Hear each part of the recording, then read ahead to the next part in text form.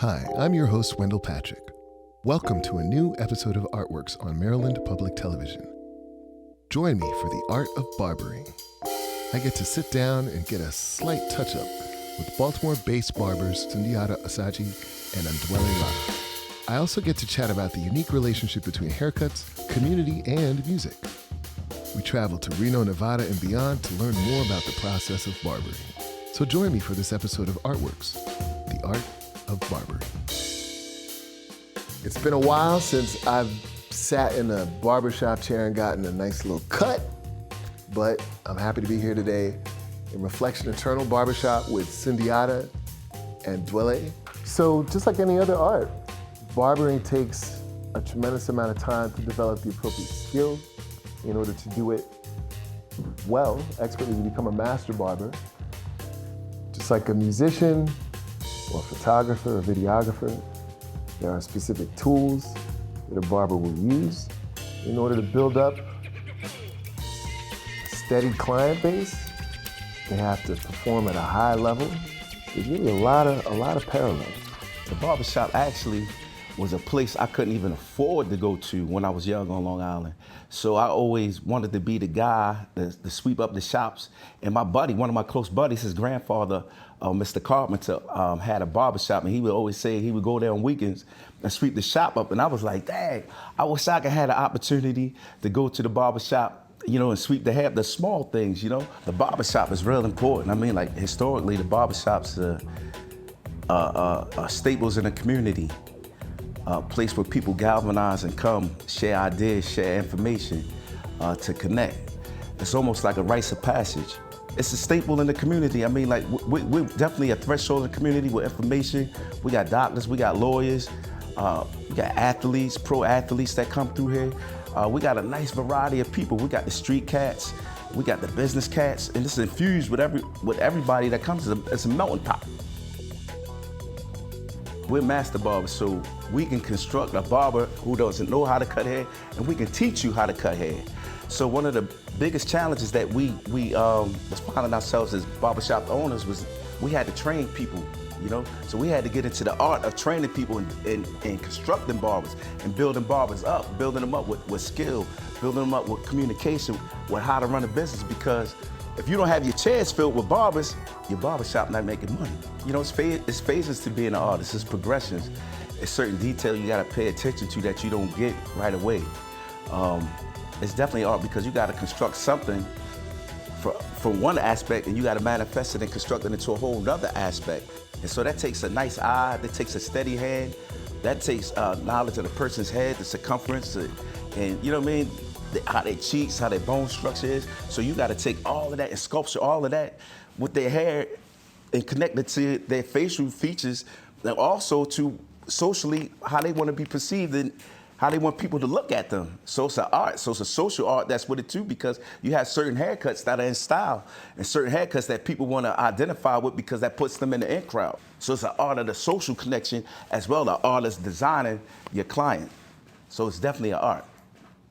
Well, I just want to have a chat, just ask you some questions. And so the first thing I've actually always wondered. So I met you a few years ago, but I actually used to walk up and down this block, and I would see Reflection Eternal, and like kind of looked in the window. But how long have you been here? I've been here for 9 years. Going on 9 April to be 9.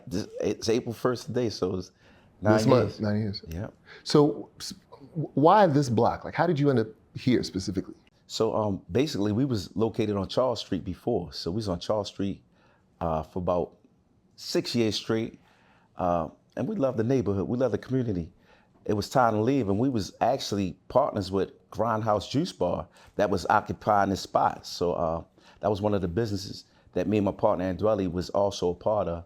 And so it made sense for us to move the barbershop over here so that the juice bar can have clients and flow, you know what I mean, the profit offer. So it was a smart idea for us. It was a great idea. We never looked back from that point forward. And now we're here creating history. So how long after you moved in here did you start putting stuff up on these walls? So my partner Andwele, he the visionary for all the art that you see around, all the album covers and all that. That's his spirit, and that's what he wanted to add to the barbershop. Kind of like a museum. Like when you come in the museum and you see stuff like, oh, that's interesting. I didn't know they had an album, you know, and they conversation pieces. So probably approximately after a year, we started adorning the walls with nice wall art of albums, classic albums at that. And that's just a part of what we represent. Yeah, you've got Big Daddy Kane, Long Live the Kane, The Roots, Illmatic, Kind of Blue, Eric B. and Rakim. Public Enemy. Yeah, and then you also have artwork from Baltimore artists in here as well. You've got that Thelonious Monk is by Ernest Shaw. Yeah, Brother Ernest Shaw, yeah. Brilliant artist. So, yeah, well, I've come in here a few times, and it always feels like very much like a community space.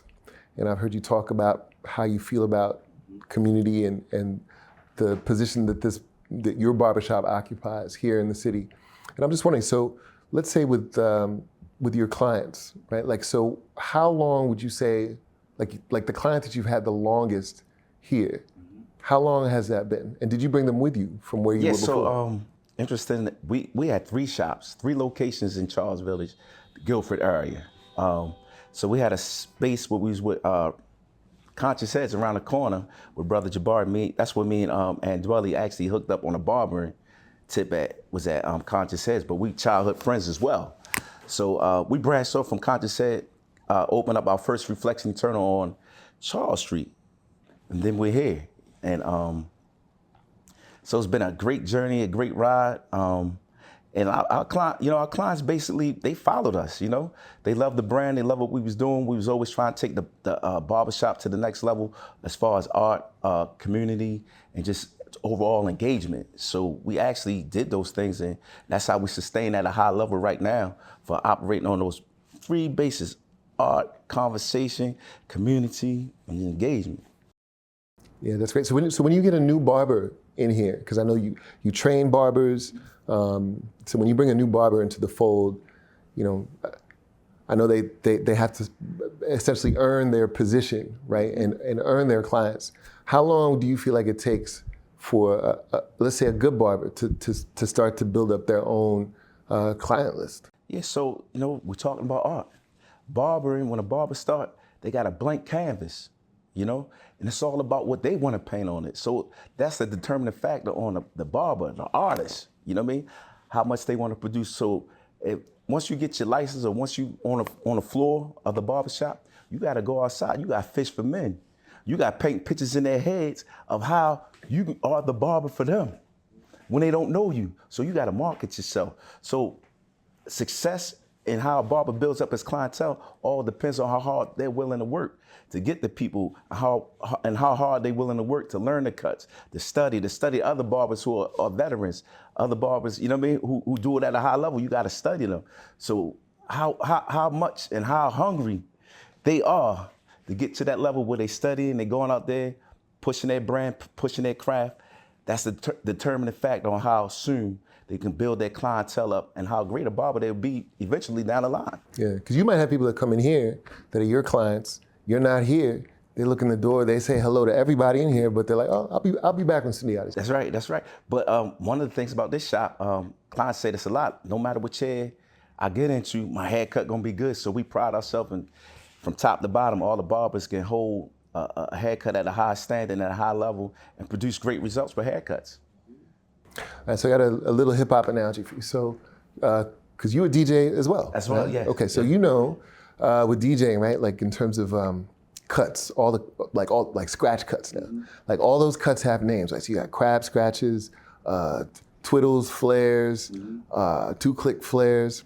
So, with the names of the cuts that you give to your clients, like can you list off some of the names that are popular right now? Okay, so one of the cuts that's really popular for the younger generation is the cruddy, and that's nothing but a temp on the sides, a tip in the back, and just like a natural on top. And we got something called a cruddy brush where we put some moisturizer in the hair, massage it in, and then we just put the brush on and it give us this nice organic, you know what I mean, wild look that's dope with a nice little shape up and a nice little blend on the sides and the back. And that's more for the younger cat, you know what I mean, early teenagers, up to early adulthood, and then you got your gentlemen's. You got the gentleman's fade for the businessman.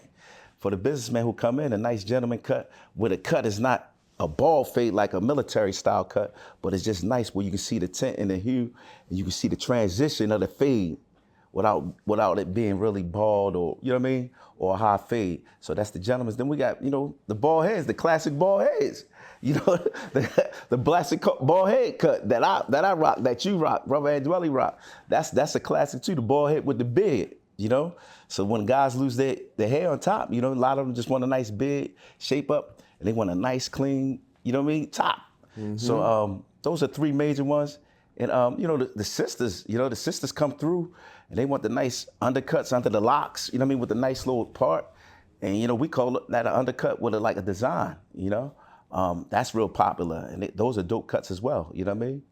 So where do these names come from? Like, is it just like the same way we name dances, or, yeah, I mean, language is always evolving in the Black community, but where do these names come from? The names come from the streets, man. The streets set the tone for everything, hip hop. The streets, you know what I mean, what's going on in the street, the lingo. The streets create the tone for all art. You know what I mean? That we're accustomed to. Most of the art come off the street. The lingo dictates the cut styles and what they're gonna call a cut. You know, the cruddy come from the street. You know what I mean? The gentleman cut comes from the business suites. You know, that's another form of the streets. You know what I mean? But yeah, so I think the people on the ground, they set the tones. The masses of people set the tones for what the cut's gonna be called, and they just set the tone in general. So you and Dwele, you mentioned that you all are childhood friends, and the two of you also made music together. Absolutely. Right? And that was, can you talk a little bit about that? I see the article on the wall there. Yeah, so we come up under hip hop. You know, we 70 babies. We love music. Our sonic membranes are at a high level, so we understand R&B, old school R&B.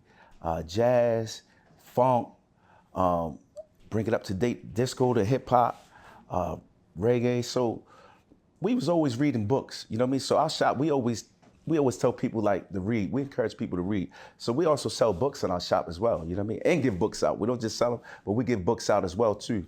We encourage people to read. So, you know, we was saying a lot of music that was out that wasn't having no corrective information in it, you know? So we was like, man, we need to pitch another narrative in music that's not being promoted. And so we took it under our belt to make a CD called Unified Die, where we put conscious lyrics in there intentionally so that we can raise the vibration of how people think and how they process things, you know, how to move forward. So we dropping jewels. So you can compare us to Dead Prez, Public Enemy, The Roots, Most Def and Quality, Reflection Eternal, Black Star, Goody Mob, and all those great groups. So we came in the spirit of those guys, of using our chair and using our talent as hip hop babies, you know, to manifest a great project that we call Unified Die. That's dope. You mentioned jewels, and I see you got a nice piece there. Yeah. So you do a lot of different things. You do a lot of different things, and you make jewelry as well? Absolutely. So that's a great question. So one of my artist contributions is going back to Ghana, and my partner Gerald Baker, he had a great idea. He was doing a Fulbright fellow over there in Ghana, and he stumbled upon the people making glass beads, and he brought that information back, man, and started teaching me. And I was like, man, that's a great opportunity to get into something, because I love art, you know what I mean? And the beads are art. They actually make these beads from hand. They hand paint these beads. They crush old glass bottles up and pulverize them into a small powder and put the powder into these moldings. And then once they fill the moldings up, they throw it into a termite mound oven, and they heat them up. And then when they come out, they actually hand paint. Each bead is actually hand painted. So you see I got beads on my wrist as well. These beads are hand painted. So when we go over to Ghana, we said, let's bring something back and let's make it beautiful, you know? And let's also have conversation pieces where we can educate the people on the history of the beads, because the beads were trade beads used on the trade routes. So before paper and plastic currencies, every country had their bead system. So these beads in particular come from Ghana, and the Korobo people, they're the people who makes the beads. And so these beads, we love them. When my clients come in, they see them, they just stop. I don't even have to tell them I have them. They just stop like, man, what is that? And that starts the conversation. I tell them about the beads and where the beads come from and what the beads mean. Yeah, that's beautiful. So one more question I have for you. So when you travel, when you're out of town, when you leave Baltimore, and you're in a neighborhood and you walk past a barbershop, actually it's two questions. One, what do you feel like when you just walk past a barbershop in another city? And the second question is, what kind of conversations do you have with other barbers when you're not in Baltimore? Okay, that's a great question, because I've been in barbershops in Ghana, stopped in shops to, to check on barbers. And I love that feeling, because the barber fraternity is big, you know? So we're not just barbers, but we barbers who love and appreciate other barbers, no matter where you at or what level you on, you know, because it's our profession, and we got to hold the profession at a high standard with love and communication and engagement. So when I go to a barbershop, I love going to other barbershops, because I love sitting down and seeing how they do things, see how they approach their clients, see how they talk in the shop, you know, and I just add on to the conversation. When I go to Africa, I just sit in the shops and see how they engage with the people, and just like, just being in awe and bliss, because it's actually an honor for me to not be in my shop for once and actually go out and see other guys working the craft and loving the craft at the same time, and seeing how they engage with their people. So it's a feeling of love and appreciation for the craft and for what I do and what all other barbers do. I love it to go in other shops and see barbers work. Yeah. Well, it's a pleasure to talk to you, and it's a pleasure to be in your shop again. And keep up the amazing work. Thank you. And keep building community the way that you do. And I appreciate you too, Brother Wendel.